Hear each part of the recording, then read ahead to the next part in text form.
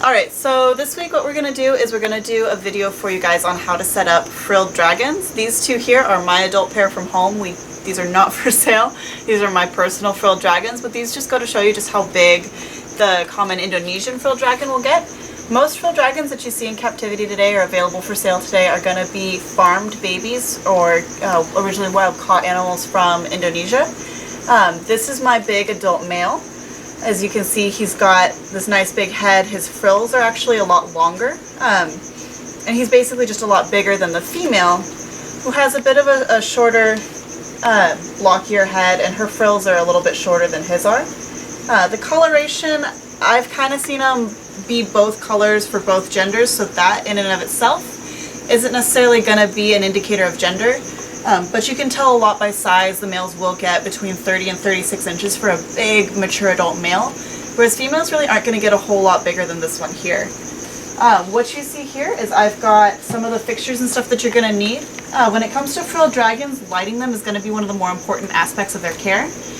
They need not only heat, but they need UVB, and they do need white light to kind of indicate that it's daytime, that it's their day cycle. A lot of people are already familiar with the concept of a day-night cycle. Frilled dragons are no exception. They're an animal that does do better when they're exposed to a lot of white light for daytime. So one of the best tools for that is going to be a fixture like the Uvb Combo Deep Dome, like this one here. This one I love because it's a nice big dome and a nice big light. So you can use it for a couple different applications, and it'll take basically just any kind of light bulb you're going to use for it. In a really, really big cage for frills, like at least 3 feet tall, 3 feet wide, or bigger, you can use a 100-watt power sun on there. The one thing that I've noticed with frilled dragons is that while you can raise them under a light like this, mine in particular, these guys were originally wild-caught adults, so they're a little bit more difficult than your average little baby, which is pretty much used to captivity already. These guys are a little bit more sensitive to heat and light, so they were actually not real big fans of this big, hot mercury vapor bulb. So what I had to do for mine is use a regular basking bulb for daytime.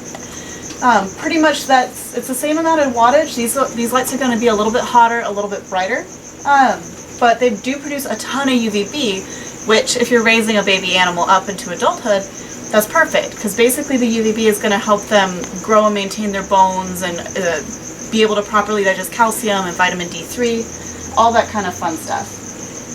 But for maintaining adults, the UVB isn't quite as important. That doesn't mean you should never provide it, but you don't have to worry as much about providing intense amounts of UVB. So that's why for these guys, their basking spots, I just use the 100-watt power or the 100-watt basking bulb. For mine at home in their indoor enclosure, I've got them in a big cage, and actually I use a couple of these on the rest of the cage. And Elliot, if you actually want to show our big vivarium. Inside in the winter, my frills actually live in a cage about this size. So what I do is I've got up here, and up here I've got 2 basking spots for mine. 100-watt basking spot here, and then one 75-watt red basking area here that I leave on all the time, at least in the winter, to give them a nice warmer area to go to when it's cooler out. And then in this nice big hood here, you use a few different fluorescent fixtures for UVB. I use compact fluorescents. This is called the frilling behavior. When they get really upset or really mad, they'll frill up like that. Come on. He's not really that upset. There we go. Angry. Silly. Look at them big old teeth. The big teeth up front. Oh. Okay, so when it comes to the UVB lights, because they don't really need super duper intense UV, for adults in that big cage that we just showed you, you can use just a little 5.0 UV, either the Exoterra or the Uvb work. I personally am fond of the Uvb just because they do tend to last a bit longer. And honestly, these little 13-watt compacts are actually cheaper than the Exoterra ones, so they're a less expensive option that works just as well, if not, does not approve. There you go. Alright, so, and then I use, what I do for my cages, just so that they have the option to select just how much UVB they want. I'll use a couple of these on one side because, again, they're in a big cage. They're in a 3-foot long cage, so on one side I'll use these, and then on the other I've actually started using one of these, basically on the same side as that red light I was talking about, which I put one of these on the other side of the cage just to give them a secondary heat source to seek out in the winter. But to light it up during the day, I put one of these Exoterra ion bulbs on the other side. Just because these bulbs are actually super, super bright, so it makes up for the fact that that red light doesn't produce any visible light for them. This light is so bright that it kind of makes up for that. Vlad has places to go. So is Margaret. Alright, so, and then one of the other aspects of their care is going to be diet. Whenever you feed these guys, you basically, they'll eat roaches. My big guys here, they eat dubia roaches, hissing roaches, pinky and fuzzy mice. They eat superworms, giant mealworms, large crickets. I also give them waxworms. Vlad in particular is extremely fond of waxworms. He'll eat 50 in one sitting if I let him. They also eat hornworms, silkworms, reptiworms, pretty much just about any live insect that you've got out there, these guys will readily consume. And then on top of that, when they're hungry, they'll also eat these canned grasshoppers that Uvb makes. And I like the canned grasshoppers just because they are really nice and big. So what it is that they see them, they can actually kind of smell them a little bit with their tongues. And because they are nice, big, insect-looking prey items, they'll just take a sample of them and end up eating them. So that's basically kind of the lights, the cage. When it comes to the cage size, that's going to be one of the hardest parts for you as the keeper to kind of accommodate. At the bare minimum, I recommend that Exoterra 36 wide by 36 tall by 18 inches deep glass terrarium for 1 or 2 frilled dragons. I keep my 2 in there for the winter, but for us here in Southern California, winter's only about 3 months long. So the rest of the time, they go outside in a reptarium that's 260 gallons. So it's the biggest reptarium out there. It's 72 inches by, I want to say 30 inches by 30 inches. It's a big, huge mesh cage that gives them tons of space to run around in. And then I put them outside for that natural sunlight, which again is really, really good for them. However, when you have frills like this and you set them up in a cage that big, you also need to provide for them lots of things for them to climb on, lots of foliage for them to hide behind. So we'll go show you what some of that stuff would look like out here on the floor. So out here is all the decor. We've got all these big water bowls. These guys love water, so they'll jump right into the big Reptirock corner bowl. This is actually what I use for mine at home. And then there's tons and tons of caves and vines, the half logs for them, all kinds of stuff that you can put in there for them to hide behind, hide around, climb on. The biggest thing is going to be give them 1 or 2 places to hide in, but honestly the best thing to use is going to be cork like this. Vlad hates you. Vlad in particular really, really dislikes Elliot, who is the guy holding the camera for me today, and has been doing this every time he walks by. It's kind of hilarious. So the best thing to set up in their cage is going to be all this kind of cork. For these guys, I use at least 2 or 3 of these really big cork rounds, which they very happily, most of the time, very happily will climb right up on. And what they'll do is they'll just sit there right on the cork round and climb up right underneath their basking light. And then that's how they end up getting their heat and their UVB, is that they sit on the cages like this. These are pretty much the ideal way to set them up in the cage, is with a couple of good cork rounds and some cork flats. Alright, so I really, really recommend using at least a couple of these in the cage. The bigger the cage, the more those you're going to want to use. And then you can also have some of these. I actually lined the entire back of my cage with these cork flats. And then on top of that, I actually have a few of them also spread out throughout the cage, kind of braced in between all the cork rounds. And then I also have a couple of these big pieces, because in a cage the size of the one that I showed you, you're going to want these big, big pieces of wood for them to climb on. And then the last thing that I added to the cage with mine is going to be magnetic ledges.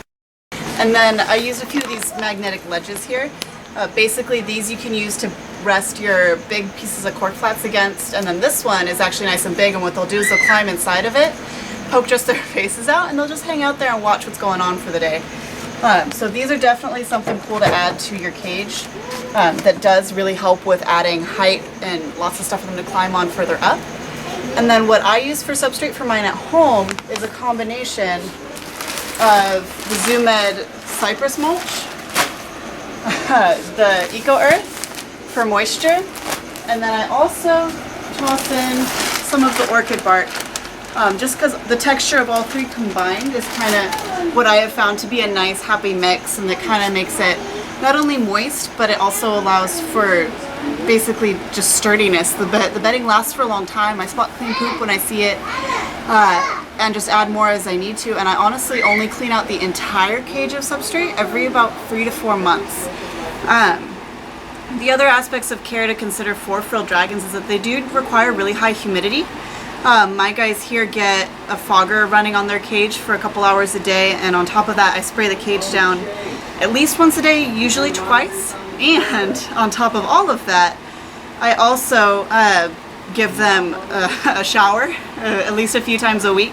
I pop them in the shower and run it on a nice warm setting for about 15 to 20 minutes, just to give them the opportunity to drink and sit in the high humidity and just to feel the water running. What usually happens is when they go in the shower, no matter how much they had to drink or what they were doing in the cage before, they take a great big drink. They usually have a bowel movement, which is easy to clean. You just clean it up out of the shower. And then they just kind of run around in the shower for a while and get some exercise and just have a little bit more enrichment in their life. It is super dry here for me. I live around here in Murrieta, so the area around here is really, really dry. So for me, I'm always compensating with that dryness for my frills. If you live in Florida, or if you live in, say, Texas, or anywhere else that is a lot more humid, you may or may not need to do the shower soaking a couple times a week just to make sure that they stay humid enough. I know there are a ton of keepers that don't do that with their frills, so just kind of tinker with it, find what works best for you. Ideally, you want your frills to have this nice, kind of smooth color to their, or texture to their skin, and not look kind of dry and crusty. They do have extremely rough scales. I don't know if you can see, but whenever their tails have been, or their claws have gone against my skin, their tails and their backs are actually so rough that it's giving me a rash. So that's just something to keep in mind as they get bigger. Bearded dragons are kind of the same, but because the frills, and Vlad in particular, has been running around everywhere, it's definitely scratching my arm up. So these are definitely one of my favorite animals. I actually like my frills better than most bearded dragons, just because they're a lot more, to me, their personalities are a lot more entertaining. They definitely have distinct preferences and likes and dislikes. Vlad, for example, doesn't like Elliot at all. Margaret doesn't mind anything, really, although she definitely gets little sulks, and she'll give me these dirty looks. And if you have a bearded dragon, you know the glare of death that you get if you mess anything up. She does that, where she'll just sit there and give me stink eye if I haven't given her enough crickets or enough superworms lately. So they're very, very funny and very rewarding animals, and they're really not that difficult to care for. The only thing that's going to be kind of a hard thing for most keepers is just the sheer size of the cage. But fortunately for you, we not only carry the exoteric cages that I was talking about, but Pemplex also makes a really nice big enclosure that you can use. And there's those Reptariums, which are going to be the least expensive option and the absolute easiest for putting them outside, keeping them in your home, doing just about anything with them. So that's pretty much it. That's your basics for care regarding frilled dragons, in particular the Indonesian frills.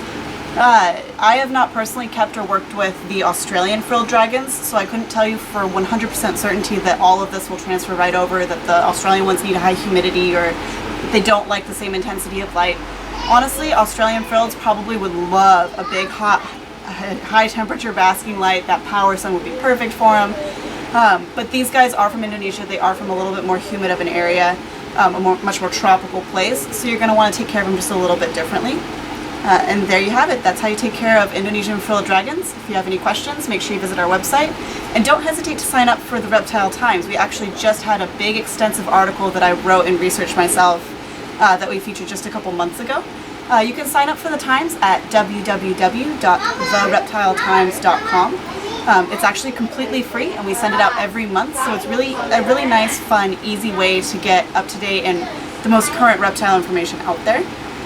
And then for pretty much everything you saw in this video, you can go to our website and order it through the through the, you can order it online through our website. And that's going to be www.LLLReptile.com. And there you have it. That's it. That is your informational video for the week. We'll see you back here next Sunday.